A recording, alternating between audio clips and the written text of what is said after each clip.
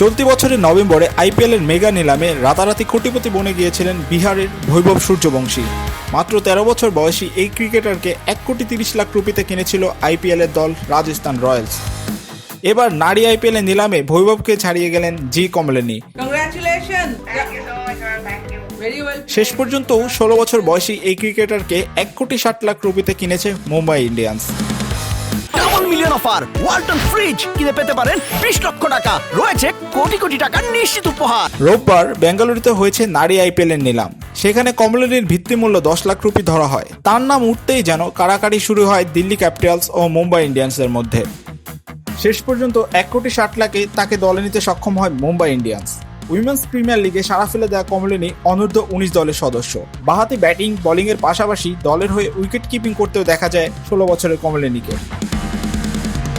শেষবারের অনূর্ধ্ব ১৯ টি-20 প্রতিযোগিতায় দ্বিতীয় সর্বাধিক রান স্কোরার ছিলেন তিনি। ৮ ম্যাচে সংগ্রহ করেন ৩১১ রান। ভারত বি দলের হয়ে অনূর্ধ্ব ১৯ ত্রিদেশীয় সিরিজে দক্ষিণ আফ্রিকার বিরুদ্ধে ৭৯ রান করেছিলেন কমলিনী। সম্প্রতি কুয়ালালামপুরে অনূর্ধ্ব ১৯ নারী এশিয়া কাপে পাকিস্তানের বিপক্ষে ২৯ বলে ৪৪ রানের অপরাজিত ইনিংস খেলেন তিনি। মেয়েদের আইপিএল নিলামে কমলিনীর দামই সবচেয়ে বেশি তা নয়, এবার নিলামে সবচেয়ে বেশি দাম উঠেছে ভারতের ব্যাটার সিমরান শাহেকের।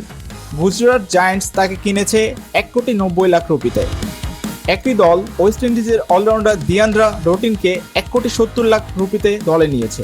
৫টি দল নিয়ে তৃতীয় আসরে WPL টুর্নামেন্টটি আগামী বছরের ২১শে ফেব্রুয়ারি শুরু হয়ে ১৬ মার্চ শেষ হবে।